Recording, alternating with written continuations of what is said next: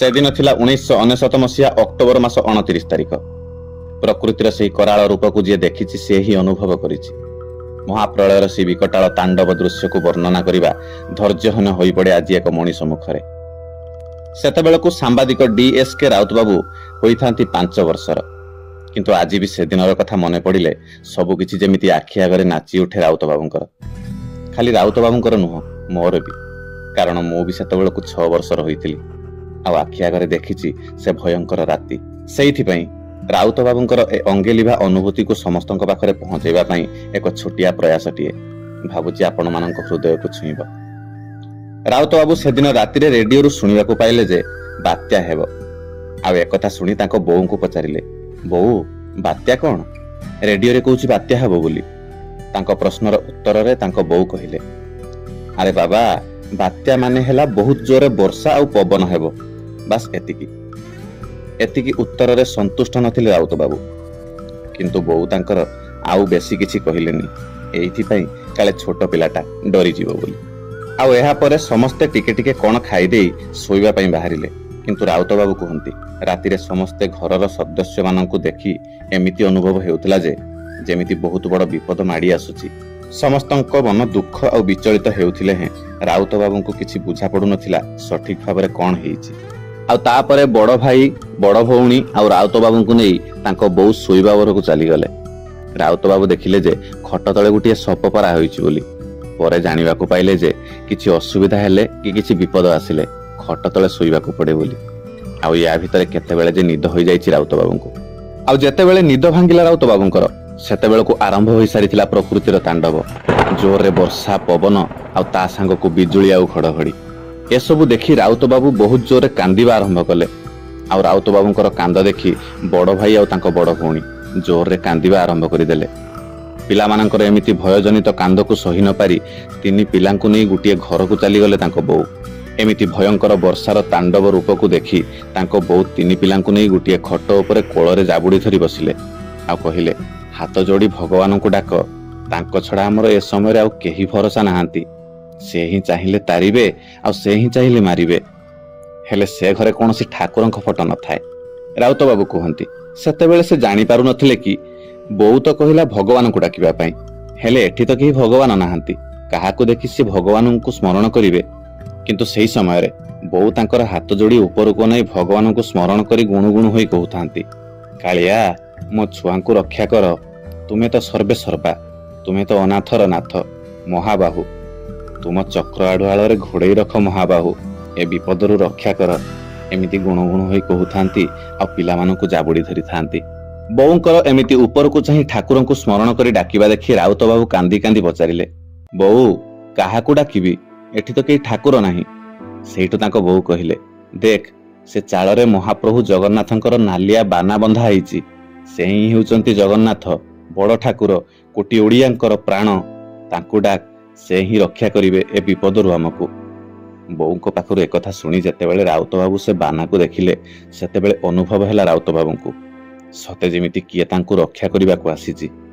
ବିଶାଳ ବାହୁ ନେଇ 2 ଆଖିରେ ଚାହିଁଛି ଆଉ କହୁଛି, ଡରନା ବାବୁ, ମୁଁ ଅଛି, ତୋର କିଛି ହବନି। ଆଉ ସେତିକି ବେଳେ ରାଉତବାବୁଙ୍କର କାନ୍ଦଟା ହଠାତ୍ ବନ୍ଦ ହୋଇଗଲା। ମନରୁ ଡର ଉଭାନ ହୋଇଗଲା।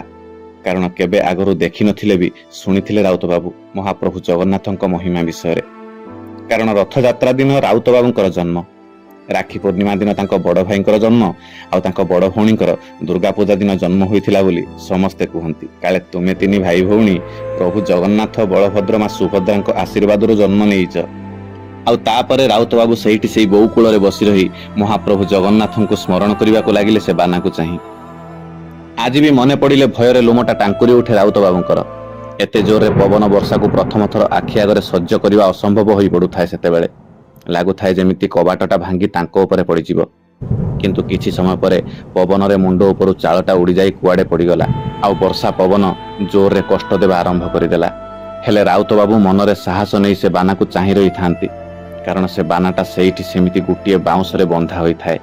ବାରମ୍ବାର ବିଜୁଳି ଆଲୁଅରେ ଦେଖାଯାଉଥାଏ ଘର ସାମ୍ନାରେ 2ଟି ଲମ୍ବା ଲମ୍ବା ତାଳ ଗଛ, ଆଉ ଘରକୁ ଲାଗି ନୂଆ ଛାତ ପଡ଼ିବାକୁ ଯାଉଥିବା ତାଙ୍କ କୋଠା ଘରର ଲଙ୍ଗଳା କାନ୍ଥ। କେତେବେଳେ ଯେ ସେ 2ଟାଙ୍କ ଭିତରୁ ଗୋଟିଏ ଆମ ଉପରେ ପଡ଼ି ପ୍ରାଣ ଚାଲିଯିବ, ଏକଥା ଭାବି ଭାରି ଡର ଲାଗୁଥାଏ ରାଉତବାବୁଙ୍କୁ। ପବନରେ ସେ ତାଳ ଗଛ ଦୁଇଟା ଯେମିତି ଦୁହୁଲୁଥାଏ, ଏମିତି ଅନୁଭବ ହେଉଥାଏ କି ଭାଙ୍ଗି ଯାଇ ଏମାନଙ୍କ ଉପରେ ପଡ଼ିଯିବ। କିନ୍ତୁ ରାଉତ ବାବୁଙ୍କର ବୋଉ କହିଥିବା ସେ ବାନା ଉପରେ ଆସି ସାରିଥିଲା ପ୍ରଚଣ୍ଡ ଭରସା ଆଉ ବିଶ୍ୱାସ। ସେମିତି ଡାକି ଚାଲିଥାନ୍ତି ରାଉତ ବାବୁ, କଳା ଠାକୁର ଆମକୁ ବଞ୍ଚାଅ, ତୁମ ଛଡ଼ା ଆଉ ଆମର କିଏ ଅଛି, ଆମକୁ ଆଉ କିଏ ରକ୍ଷା କରିବ। ଏମିତି କିଛି ସମୟ ଡାକି ଚାଲିବା ପରେ ଦେଖିବାକୁ ପାଆନ୍ତି ରାଉତ ବାବୁ, ସେ ତାଳ ଗଛ ଦୁଇଟା ଘରର ଓଲଟା ଦିଗକୁ ନଇଁ ଯାଉଛି ଯେମିତି। ସତେ ଯେମିତି କିଏ ଜଣେ ସେ ଗଛ ଦୁଇଟିକୁ ପବନର ବିପରୀତ ଦିଗକୁ ଟାଣି ରଖିଛି। ମନରେ ପୁଣି ଆସିଲା ସାହସ ରାଉତ ବାବୁଙ୍କର। ଏମିତି ଲାଗିଲା କି କିଏ ତ ଅଛି ଆମକୁ ରକ୍ଷା କରୁଛି, ସିଏ ଆମ ମହାପ୍ରଭୁ ଜଗନ୍ନାଥଙ୍କ ଛଡ଼ା ଆଉ କିଏ ବା ହୋଇପାରେ। ସକାଳ ହେଲା, ପବନ କମିଲା। ପ୍ରକୃତିର ତାଣ୍ଡବ ନଷ୍ଟ କରିସାରିଥିଲା ପ୍ରକୃତିର ସୌନ୍ଦର୍ଯ୍ୟତାକୁ ଗୋଟିଏ ରାତିକ ଭିତରେ। ଛାରଖାର ହୋଇସାରିଥିଲା ଓଡ଼ିଶାର ଭୂଗୋଳ। ସେ ଘଟଣାର ଅନେକ ଦିନ ଗଲା ପରେ ବି ମନରୁ ଯାଉନଥାଏ ସେ ରାତି। କିଛି ଦିନ ଗଲା ପରେ ରାଉତ ବାବୁ ତାଙ୍କ ବୋଉଙ୍କୁ ପଚାରିଲେ ମହାପ୍ରଭୁ ଜଗନ୍ନାଥଙ୍କର ସେ ପତିତପାବନ ବାନା ବିଷୟରେ। ଆଉ ବୋଉଙ୍କ ପାଖରୁ ଯାହା ବାନା ବିଷୟରେ ଶୁଣନ୍ତି, ରାଉତ ବାବୁ ଆଶ୍ଚର୍ଯ୍ୟ ହୋଇ ରହିଯାଆନ୍ତି।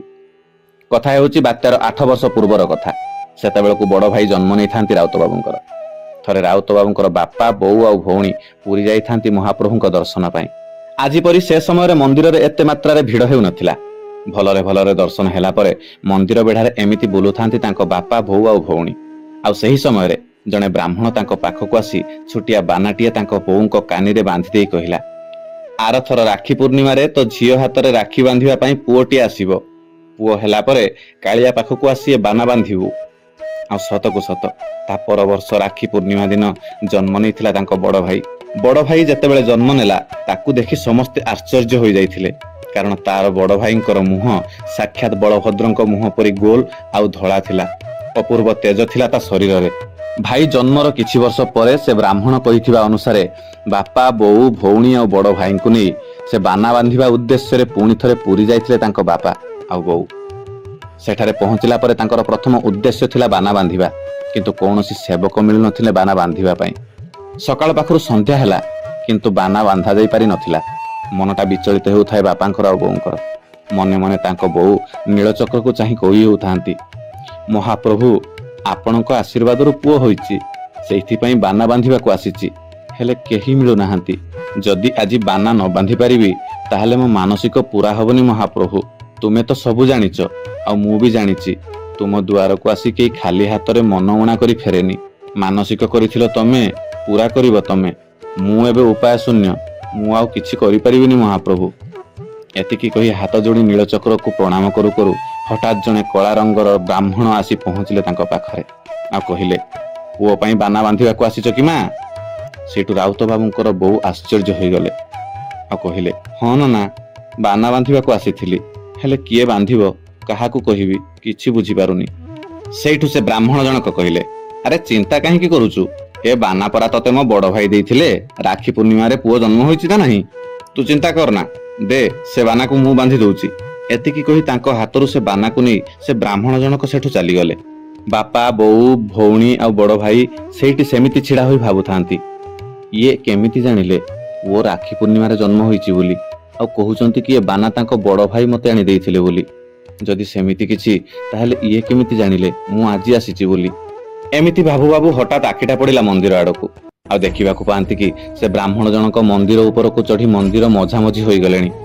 ଆହୁରି ଆଶ୍ଚର୍ଯ୍ୟ ଲାଗିଲା, ଏତେ ଶୀଘ୍ର ଜଣେ ମନ୍ଦିର ମଝିକୁ ଚଢ଼ିଯିବା ଅସମ୍ଭବ। ଆଉ ଏହାପରେ ସେ ବ୍ରାହ୍ମଣ ଜଣକ ମନ୍ଦିର ଉପରେ ଯାଇ ସେ ବାନାକୁ ବାନ୍ଧି ଦେଇ ଆଖି ଆଗରେ କୁଆଡ଼େ ଯେ ଉଭାନ ହୋଇଯାଇଥିଲେ, ଦୃଶ୍ୟ ବି ହେଲେନି କାହାକୁ। ଆଉ ମନ୍ଦିର ତଳକୁ ଓହ୍ଲେଇବାର ବି ଏମାନେ କେହି ଦେଖିନାହାନ୍ତି।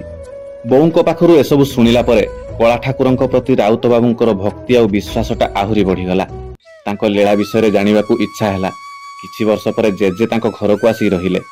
ଆଉ ତାଙ୍କ ଜେଜେ ମଧ୍ୟ ବହୁତ ଧର୍ମଶାସ୍ତ୍ରରେ ଅଭିଜ୍ଞ। ତାଙ୍କୁ ବହୁତ ଆଧ୍ୟାତ୍ମିକ କଥା କୁହନ୍ତି। ଆଜି ବି ପ୍ରଶ୍ନ ଉଠେ ରାଉତ ବାବୁଙ୍କର ବୋଉଙ୍କର, ବାପାଙ୍କର, ବଡ଼ ଭାଇଙ୍କର, ଭଉଣୀଙ୍କର ଆଉ ରାଉତ ବାବୁଙ୍କର, ସତରେ ସିଏ କିଏ ଥିଲେ ଯିଏ ବାନା ଦେଇ ଯାଇଥିଲେ?